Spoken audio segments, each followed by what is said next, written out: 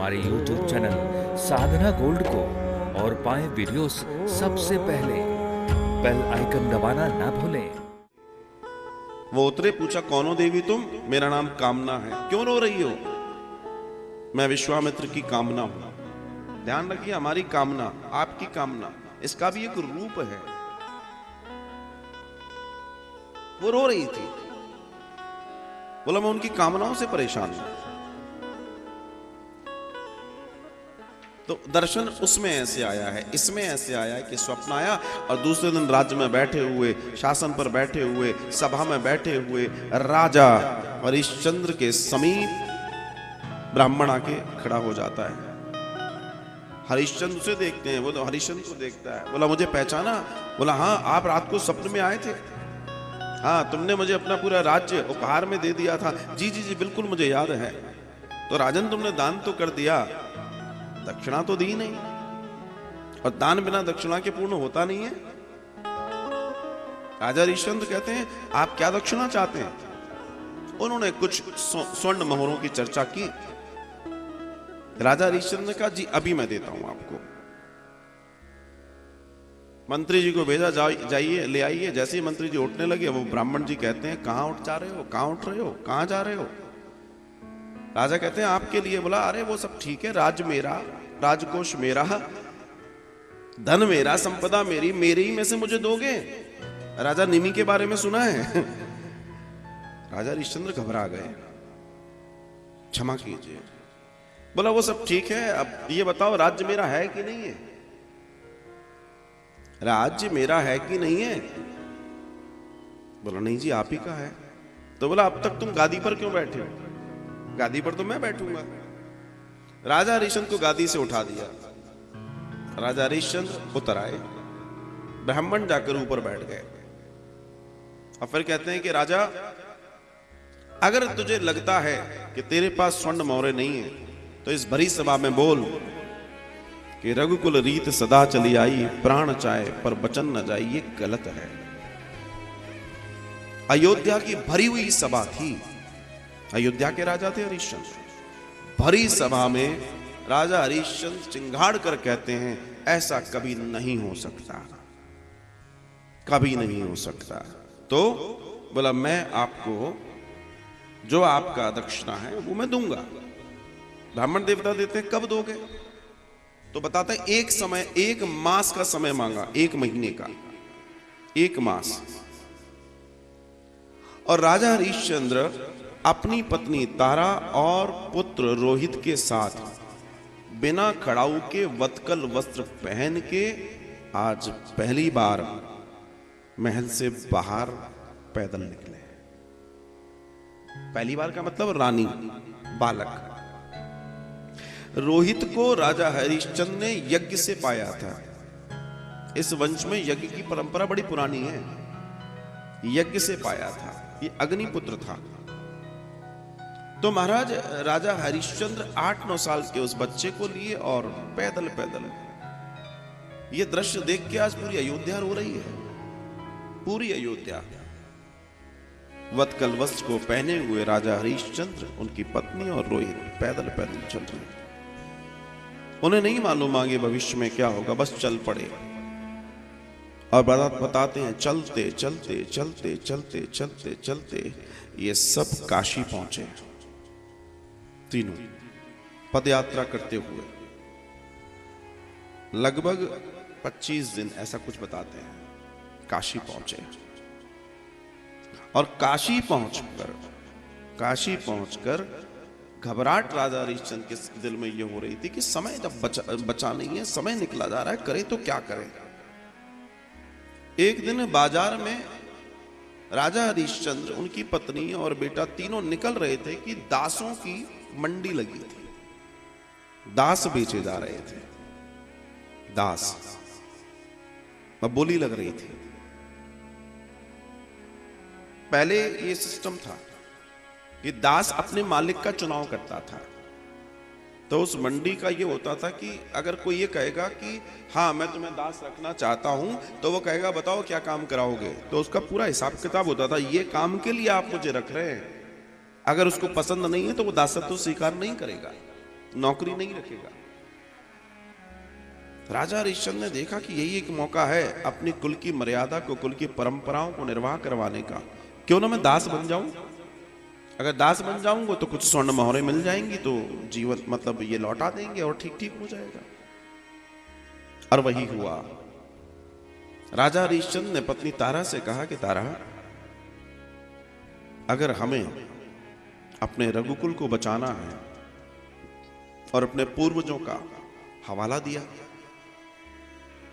इतने महान महान राजा, इक्ष्वाकु वंश की पूरी परंपरा, महाराज मनु की पूरी परंपरा, ऐसे कैसे हम कोई ऐसा कार्य कर ले जिससे पूरी परंपरा बेकार हो जाए। देखो, धर्म की बात है, धर्म के लिए किस किस ने क्या किया इस पर चर्चा है आज। और महाराज राजा हरिश्चंद्र ने कहा कि देवी, मैं अपने आप को दास बनाना चाहता हूं। राजा हरिश्चंद्र इतना महान राजा जिसके राज्य में कोई प्रजा का आंसू नहीं निकल सकता, आज वो कहता है कि तारा, मैं स्वयं को दास बना लूं। और जैसे ही रानी ने सुना, रानी कांप गई। रानी के नेत्रों से जल बहने लगा। स्वामी, आप ये क्या कह रहे हैं?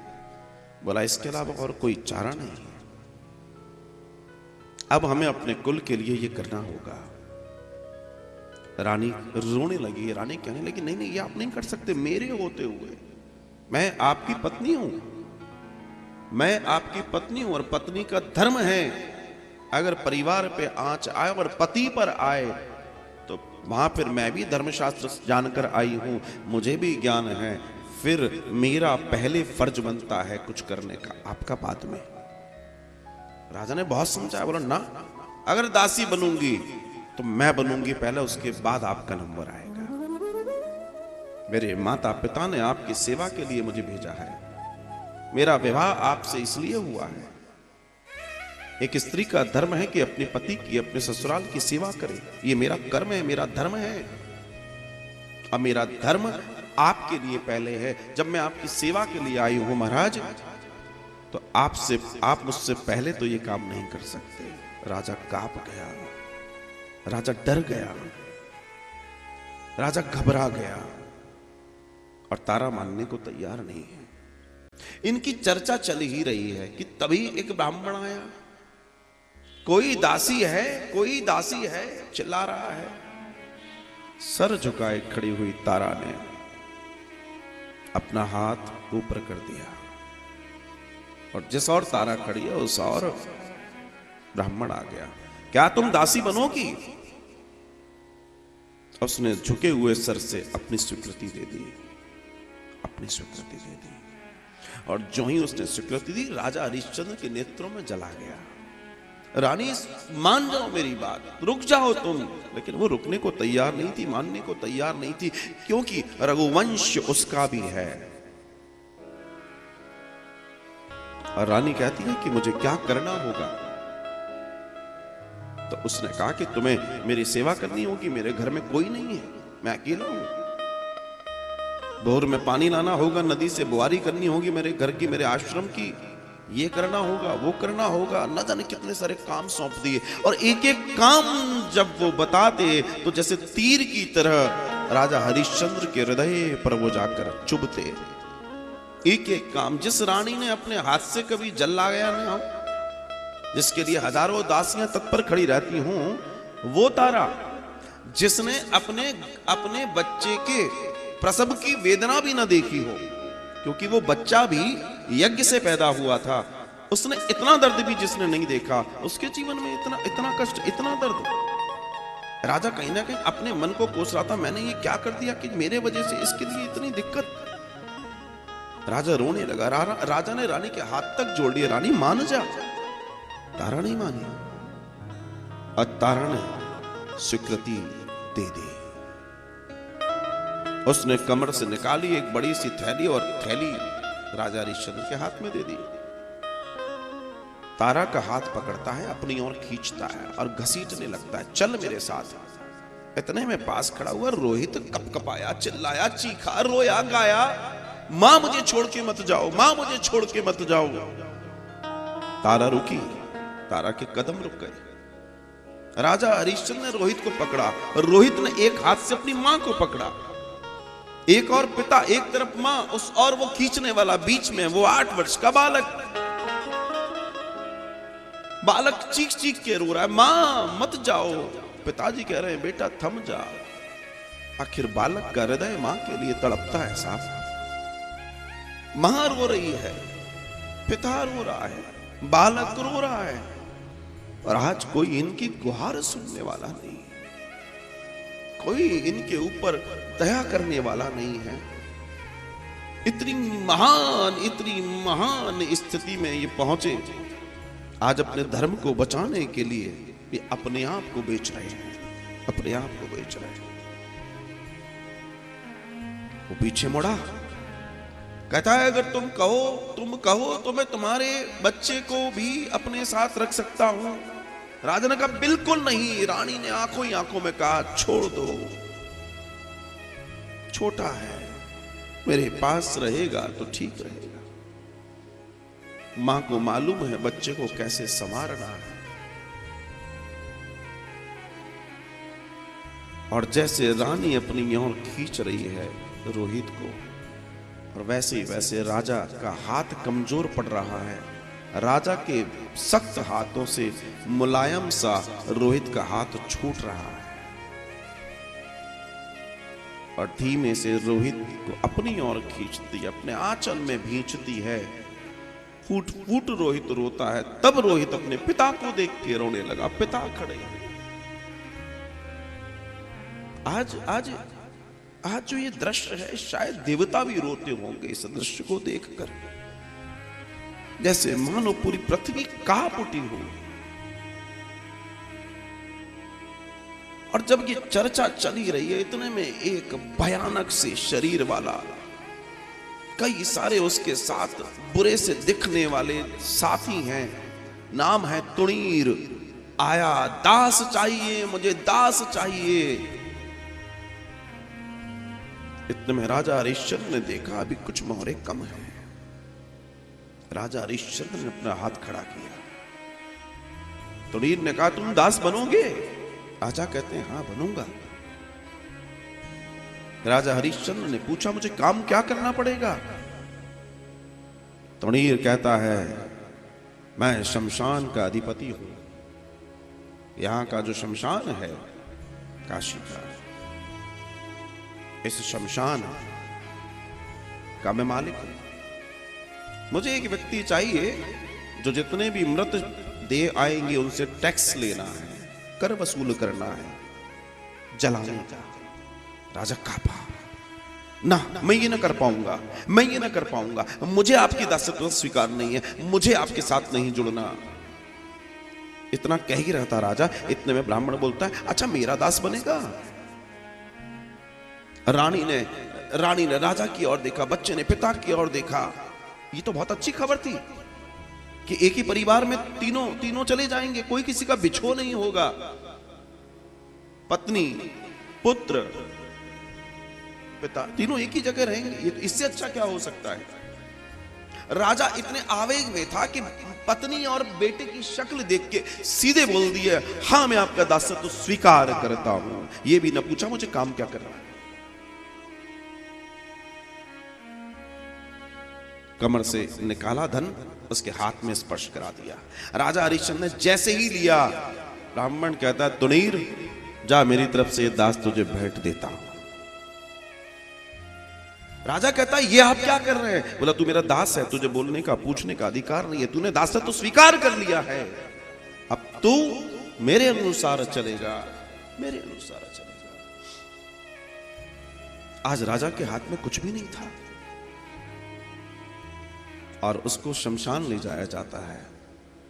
शमशान जाके राजा को ड्यूटी दी जाती है, जितने मुर्दे आएंगे तुम्हें उनसे कर लेना है। राजा अपने काम में लग गया। वहां ब्राह्मण उस पत्नी तारा और रोहित को लेकर आगे बढ़ जाता है। रात दिन सेवा करती, रात दिन सेवा करती, रात दिन सेवा करती, कहीं मेरे पति का मान कम न हो जाए इस विचार से रात दिन सेवा करती। और एक दिन ये ब्राह्मण देवता अपने घर में नहीं है। पड़ोस के बच्चे दौड़े दौड़े आते हैं, ओ दासी, ओ दासी, ओ दासी, तेरा पुत्र मारा गया, सांप ने उसे काट लिया, तेरे पुत्र का शव पड़ा है, जाओ उस और तेरे पुत्र का शव पड़ा है। रानी जैसे आज मान लो उसका सब कुछ लुट गया हो। राजा हरिश्चंद्र की अमानत था रोहित, रघुकुल का गौरव था रोहित, एक मां का बेटा था रोहित। रानी चीखी, रानी रोई, रागी तड़पी, लेकिन रानी का धर्म ये था, तारा का धर्म ये था, क्योंकि वो एक दासी थी और बिना अपने मालिक की आज्ञा के वो देहरी को नहीं लांग सकती थी। देखिए क्या जीवन जिया इन लोगों ने। दरवाजे के किनारे पर बैठकर, ना बाहर है ना अंदर है, रो रही है चीख चीख के। दुनिया उसका नजारा देख रही है, कोई उसका साथ नहीं दे सकता। कभी बहुत दूर से आता हुआ ब्राह्मण देवता को जब देखा, आते हुए देखा, और रोते हुए ब्राह्मण देवता ने जैसे ही तारा को देखा, देहरी पर सांझ हो चुकी है, दोनों समय मिल रहे हैं, लात से उसको पीछे फेंका। मेरे घर में दोनों समय मिल रहे हैं और तू ये विलाप कर रही है। और न जाने क्या क्या उसको बोला, पैरों में पड़ गई। कहती है मेरे पुत्र को सर्पदंश हो गया, मेरा पुत्र मारा गया, उस पर कृपा कीजिए। बोला अभी मेरे यहां काम पड़ा है, भोजन बनना है, मुझे भोजन करना है, पहले मुझे भोजन करा, सारे कामों से निवृत्त हो, तब मैं विचार करूंगा। और एक बात ध्यान रखना, मेरे घर में कोई नहीं मरा, मरा तेरा पुत्र है, एक आंसू मुझे तेरी आंखों में नहीं चाहिए। इस तारा ने ये जीवन देखा। तारा शांत हुई, रोती बिलकती शांति पकड़ी और साहब काम में लग गई। रात्रि के द्वितीय प्रहर, प्रथम प्रहर भी नहीं, द्वितीय प्रहर में ब्राह्मण तारा से कहता जा, अब कुछ देर में वापस आ जाना अपने बेटे की लाश को देखकर, इससे ज्यादा समय मेरे पास नहीं है। तारा ने बस सुनाई था अवाक, न पैरों में पादुकाएं न कुछ, दौड़ पड़ी उस दिशा में जिस दिशा की ओर वो बालक बता के गए थे, तेरे पुत्र को सांप ने काट लिया। पहुंची वहां पर, मुंह से झाग निकले पड़े, शरीर पूरा नीला पड़ा है। अपने बच्चे को गोद में उठाती है और बस एक विचार है कि शमशान में जाकर इसको चिताग्नि दे दी जाए।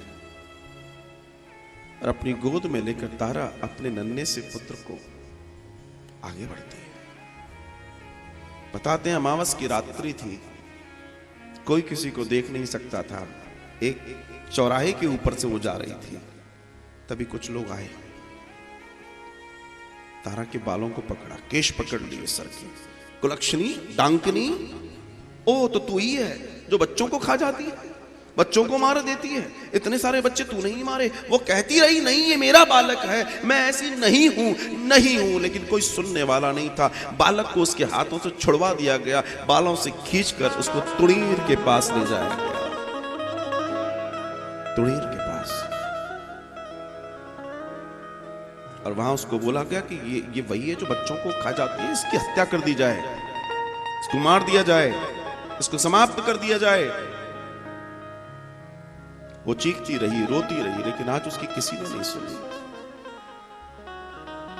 तुड़ीन ने आवाज दी एक सेवक को, बड़ी सी दाढ़ी, झुका सा शरीर, कई चिताएं जल रही हैं, उनके धुएं, उनकी कालिक उड़ रही है। मणि कर्णिका घाट।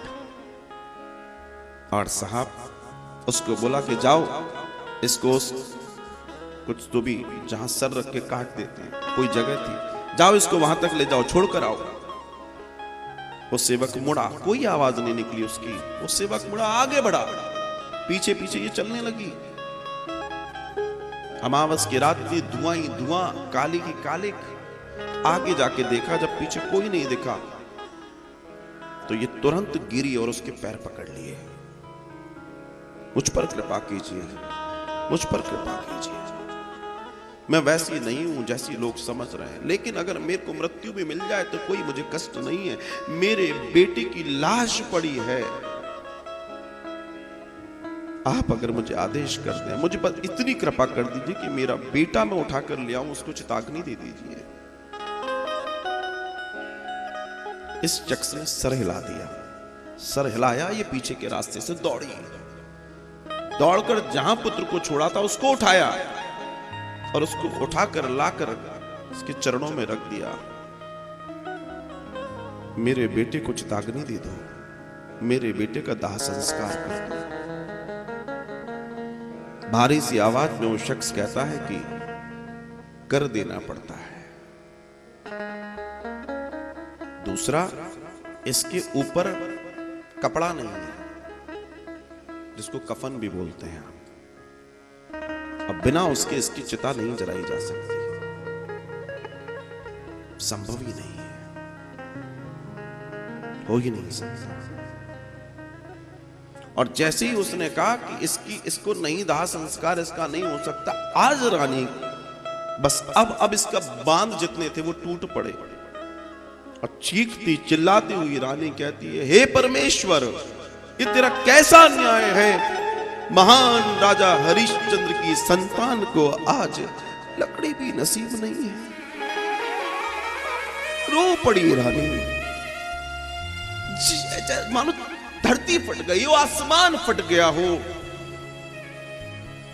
जैसे मानो आज सब कुछ समाप्त सा हो गया हो। चीख पड़ी, फूट पड़ी रानी।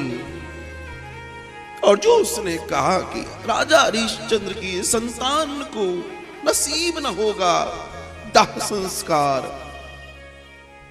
वो शख्स पलटा और उस शख्स ने पलट के देखा तो वो फूट पड़ा, कहता है, रानी तुम?